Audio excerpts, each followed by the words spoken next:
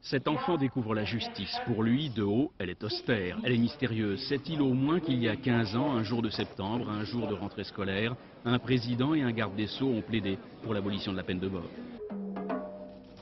Le garde des Sceaux demande l'abolition sans amendement ni réserve.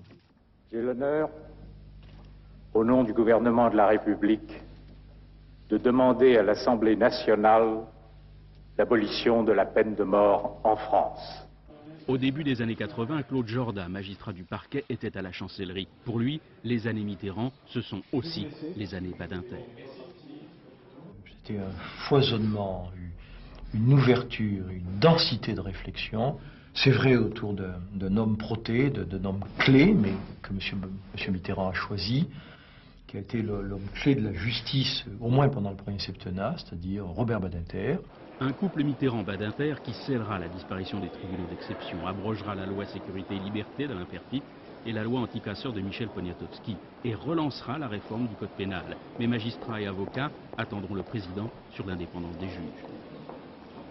Quelles que soient les critiques qu'ont pu faire les juges au moment des affaires, etc., les juges en sont sortis finalement plus forts.